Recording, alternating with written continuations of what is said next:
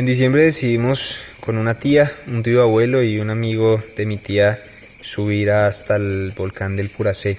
El volcán del Puracé queda en el departamento del Cauca, está a 4.600 metros sobre el nivel del mar.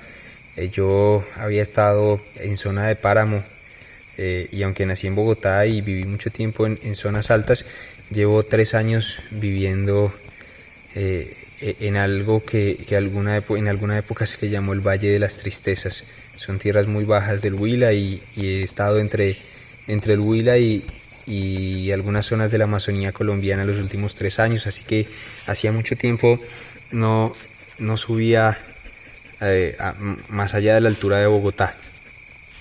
Entonces iniciamos nuestro ascenso desde los hospedajes. Uno puede hacerlo desde ahí o desde la base militar, que es mucho más arriba, pero decidimos hacerlo desde la parte baja para disfrutar de la montaña.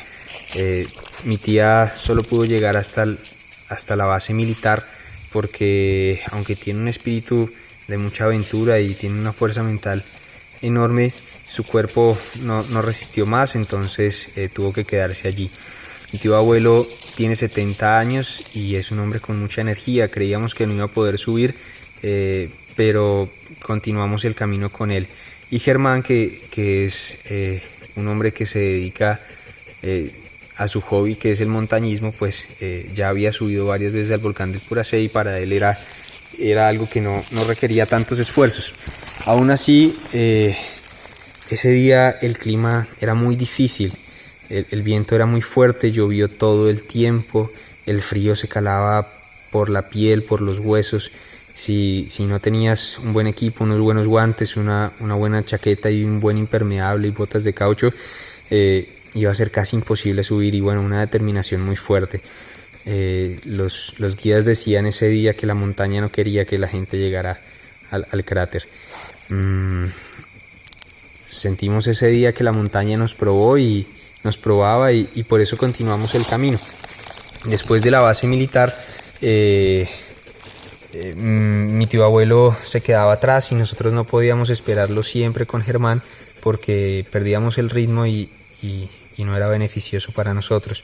Así que seguimos junto a un grupo de franceses que iban con su guía, y mi tío se quedó un poco rezagado. En un punto los franceses decidieron que no iban a subir más, que tenían mucho frío, sus manos no soportaban más, no tenían buenos guantes. Entonces ellos empezaron a descender. Les dijimos que por favor, cuando encontraran a mi tío abuelo, que le dijeran que se bajara con ellos para evitar que se fuera a perder o que le fuera a pasar algo, que su cuerpo no soportara. Llegamos hasta un punto que se llama la Piedra del Estudiante. De ahí para allá ya no hay ninguna otra piedra donde uno pueda refugiarse del viento.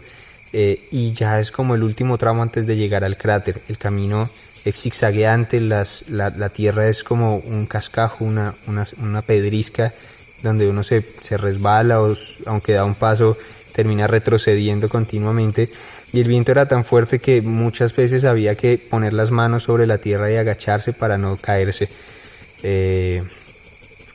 Germán iba subiendo a un paso muy bueno. Yo tenía que parar cada 5 pasos a tomar aire.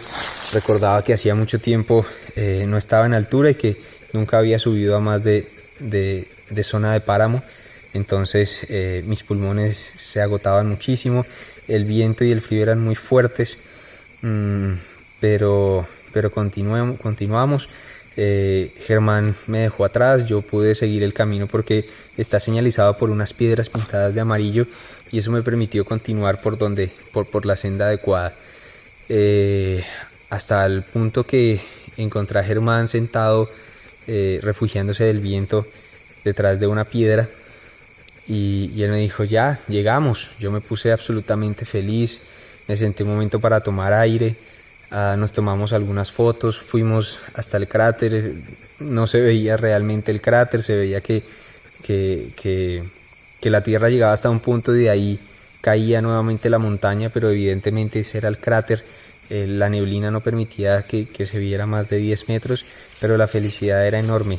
La montaña nos probó ese día, y a pesar de que nos probó, tuvimos la determinación y logramos llegar hasta el cráter, y fue un día maravilloso y un momento muy emocionante. Decidimos descender y más o menos 30 metros de descenso vimos la sombra de una persona que venía. Nos empezamos a acercar y era mi tío abuelo, nos pusimos felices, lo saludamos. Él venía muy cansado, así que llegué hasta donde estaba él, lo cogí por detrás y empecé a ayudarlo a subir hasta el cráter para que lograra su cometido. Entonces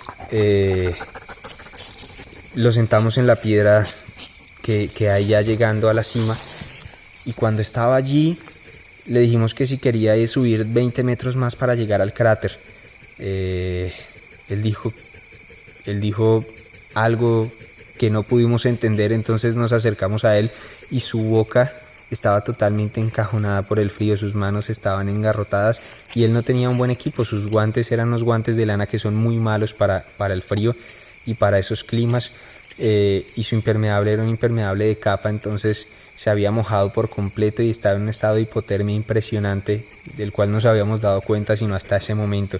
Entonces le quitamos esa ropa mojada, le pusimos una capa térmica y le pusimos una chaqueta de reemplazo que traía Germán en su equipo. Yo me quité mis guantes, le puse los de él y me puse unos guantes de lana ya mojados para protegerme un poco, aunque no era lo mejor. Y empezamos el descenso con mucha preocupación porque él estaba muy mal, entonces lo tomé de gancho. Él simplemente se dejaba ir por el cascajo, yo tenía que soportar de bajada el peso de él y mi peso. Llegamos hasta la piedra del estudiante y allí él dijo que no soportaba más sus manos, le quitamos los guantes, las metí entre mi estómago, las puse sobre mi estómago para que se pudiera calentar un poco, y a pesar de que estaban totalmente heladas, pues tuve que soportar el frío de sus manos para que él pudiera tomar un poco de calor. Le dimos unos dulces que traíamos y continuamos el descenso. Ya en zona de páramo él reaccionó, se sintió mucho mejor, y entonces seguimos bajando. Su paso era muy lento. Llegó a un punto en el que ya yo había llegado al hospedaje nuevamente para almorzar, y cuando me doy cuenta él ya no estaba detrás mío, así que tuvieron que ir unos guías a buscarlo. Se había perdido nuevamente.